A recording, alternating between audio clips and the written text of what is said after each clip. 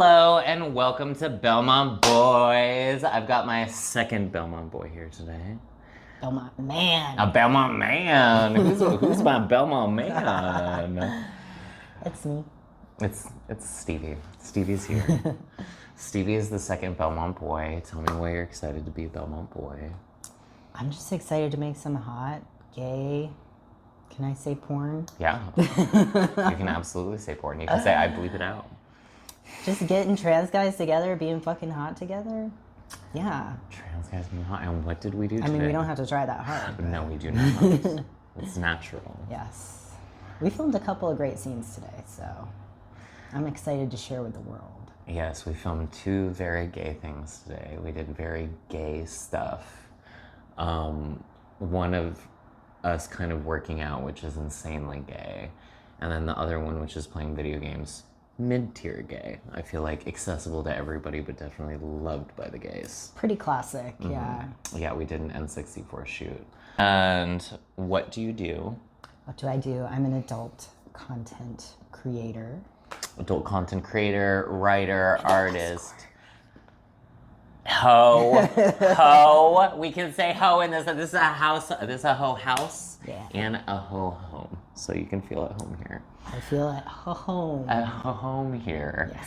What's the first trans guy you ever saw? First trans guy. So two sort of things. One was I went to a women's college, notorious for transing the men. So We love that. There were a few older guys than me who I definitely saw and kind of looked up to before I had figured out that I was trans. None of them had actively transitioned yet though.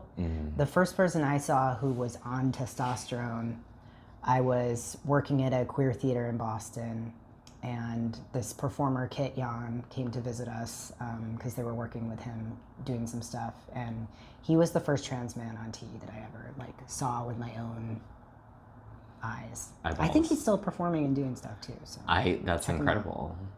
So you met somebody IRL in person. Yeah, 2008, summer of 2008.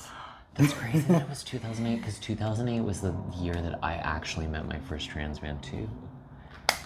It was the year of the trans man. Yeah, that's so crazy. 2000 in the flesh, because I had known of trans men online. I had seen online stuff before. Yeah, I knew of whispers of previous students who weren't there anymore who had transitioned afterwards, because a lot of people weren't transitioning in college at that time, especially at a women's college, because they're you're supposed to be a woman if you're here, you know. Who was your first porn crush, or what was your first experience of porn? Well, early experiences of porn were not great. Wamp wamp. Because being a lesbian when I was a lesbian. Oh no. There wasn't really lesbian porn at all. It was all made for a male gaze. Yeah.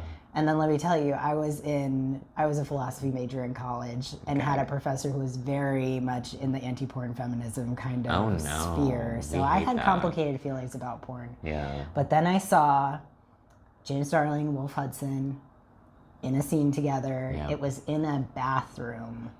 And it's beautifully lit. They're kind of splashing around in the tub, and then they're fucking and stuff. And that was one of the early moments where I was oh yeah, trans men can do gay things. Oh yeah. And it can be hot, and also trans men can be in porn. And that was definitely the first porn of a trans man that I saw. My first porn crush, I have two of them. Of course, Sasha Grey. So Sasha Grey was the first porn person I saw to curate a personality online because her partner did a whole photo book of her. She was only in porn for a really short amount of time, but she was the first person that I saw because there were porn stars in the 80s and 90s where that was a Carmen Electra, Pamela Anderson, you had porn people who were famous. And then there was kind of a drop off between the star quality of who is creating the things that's kind of leaving the legend of what porn is and what a porn star is, because the internet came. So there was kind of a disconnect, and Sasha Grey had this photo book out. It was a very indie kind of Suicide Girls feel, and I realized that she was playing a character. I really made the connection that this was not a lot of porn stars, although we're very good at our jobs, we're not actually that porn personality. That is a character that we are playing. We're really good actors. Full alter ego. A full alter ego. And when I first saw that, her and Jake Bass, you know, Jake Bass was like in Cocky Boys. A lot of Belmont Boys, you know, I'll even give Cocky Boys their flowers for a second, even though y'all have never booked me and I have some type of feeling about it. But they haven't booked any of us, so.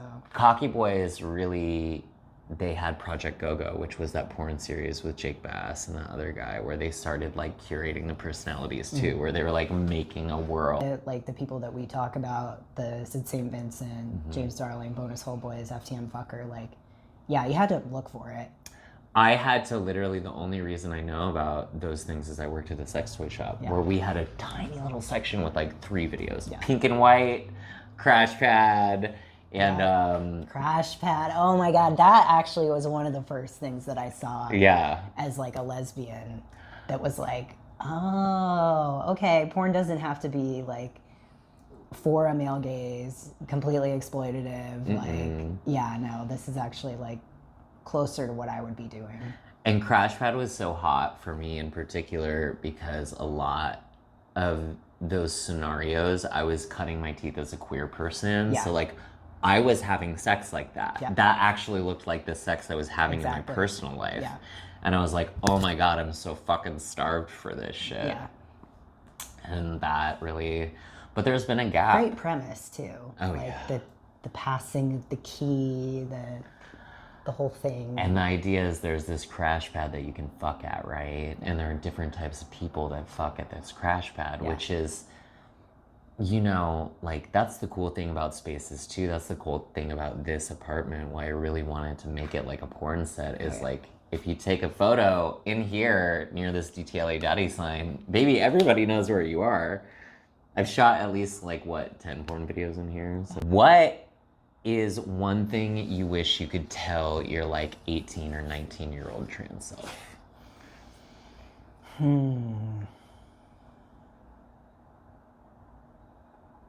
That's tough. Because there are 18 and 19-year-olds watching this that really would probably love to talk to a 35, 36-year-old trans man. Yeah, I mean, on an emotional level, like, you're right. You're trans. Like, you know it in your gut. You know it in your heart.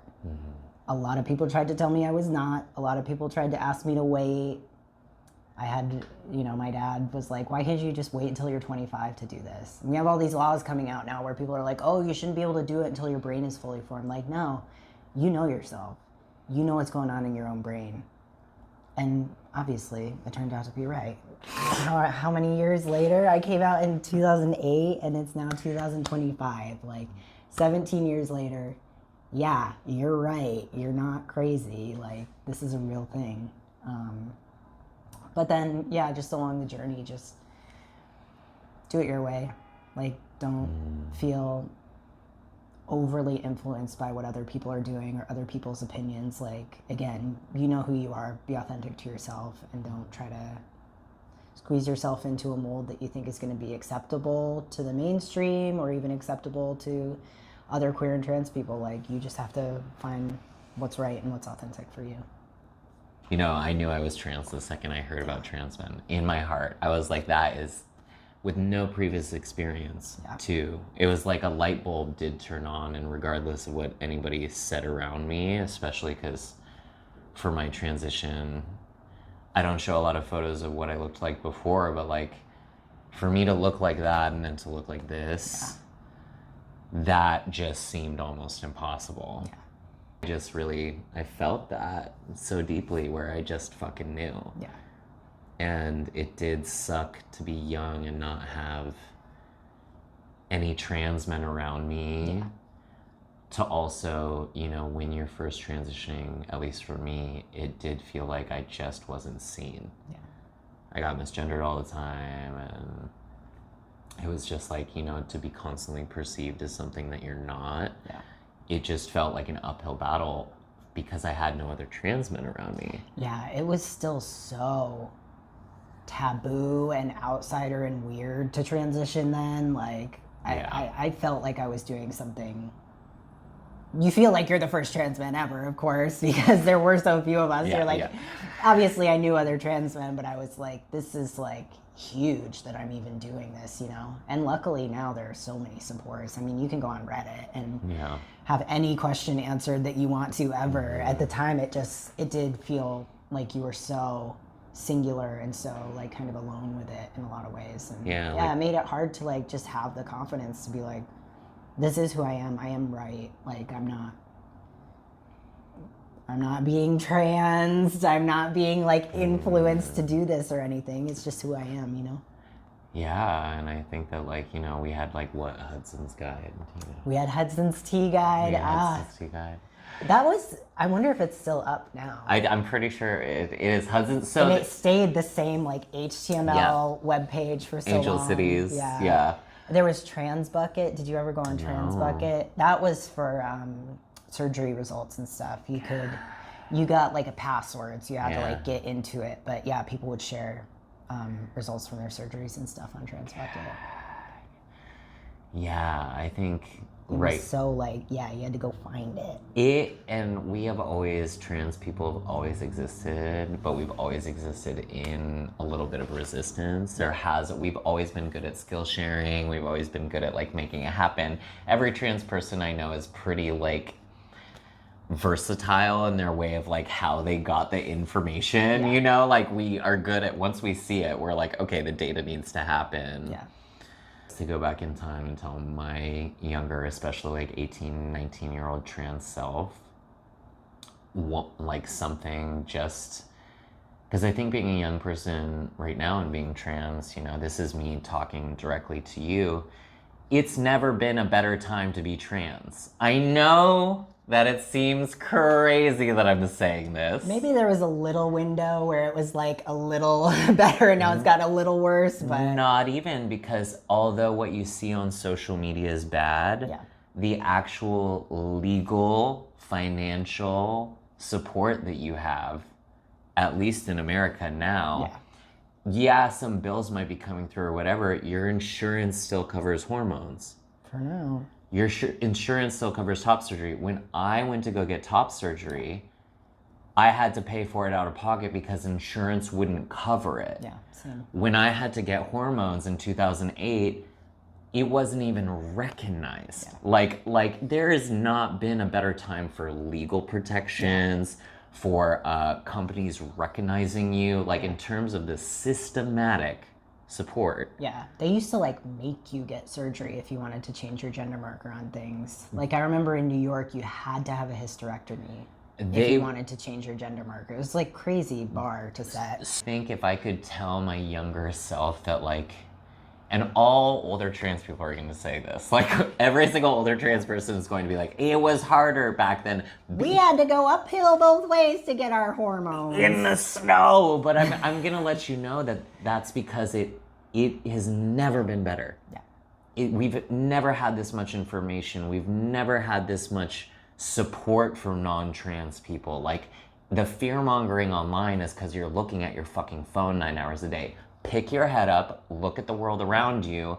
10 years ago, 20 years ago, when I transitioned, half the shit that you'd even walk out the door wearing, you'd get slaughtered for. Yeah. Like, it is just not, the fear-mongering online is just in your device. It's not... It is largely online. It's not in the real world in the same... Yes, it does exist, but not in the same way. Yeah. Like, you talk to a lot of 20-year-olds, a lot of 30-year-olds, and they're like, dude, I don't fucking care. Yeah. The world's hard. I don't care what the fuck you do. You know, like, it really is a different time, and I wish I could go back and tell myself that it was gonna get better. Yeah. Because I really didn't start living my life until a couple years ago. And you should live your life every single part of your transition, dude. Yeah, for sure. Because, like, you're gonna be if you take hormones, you're gonna be a non-passing trans person for a little bit. That's okay. Dog, that's a moment in your life, you know? Like, especially for young guys starting T and hormones, like, those first couple years where you're figuring it out, yeah, you're going through a second adolescence. Every teenage boy is awkward. Like, you are not alone in your experience. Look around you. There are people who want to help and support you. And I wish I could just go back to myself and like really hold his hand and be like, this sucks right now. Yes.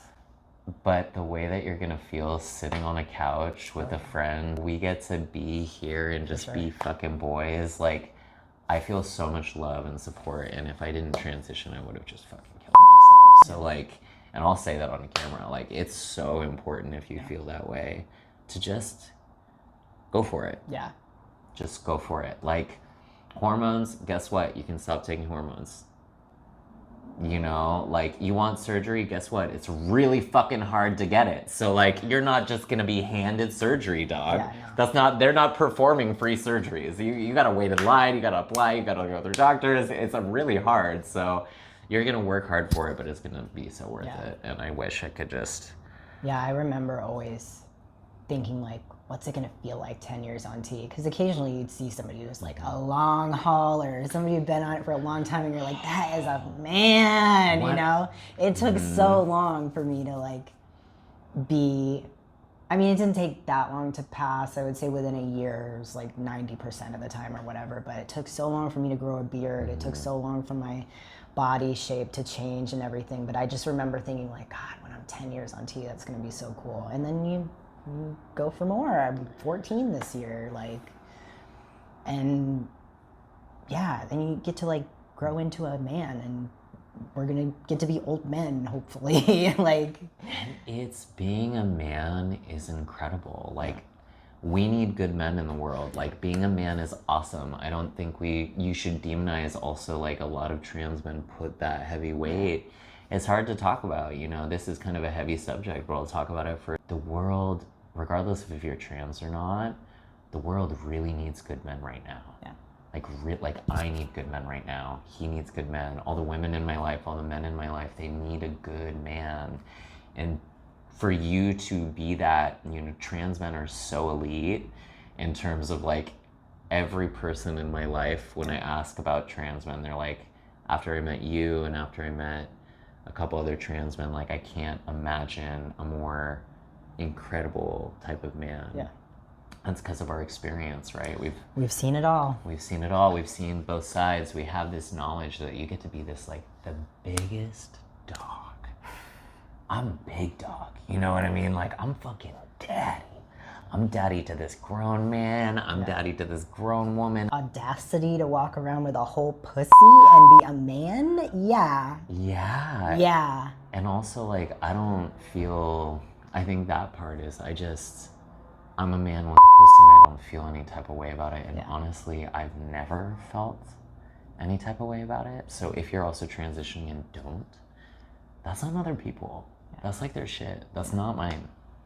You know, like, everybody who's approached me has approached me as a man. Yeah. Just because that's how I view myself. If I could tell my younger self, just like, do the work, read the books, don't be your fucking dad, and just quit drinking. Sober up. Yeah. Get sober. Sober up. Don't be a drunk, angry man. And like, don't let your pain that is no longer, you know, this is what men don't talk about their pain. Yeah. And they don't talk about their feelings, and they don't talk about needing help. And as a man, like, your superpower is to say, hey, I'm not feeling so good today. Yeah. Can you put kid gloves on? You might not feel that every day, but like, it's a simple conversation. If you don't have that, you can always send a DM to Belmont Boys, you know? Like, I might not answer it immediately, but you're not alone. And like, what you do in the dark is gonna make you the sweetest, softest man in the world, who's also strong. So don't be afraid to be a man.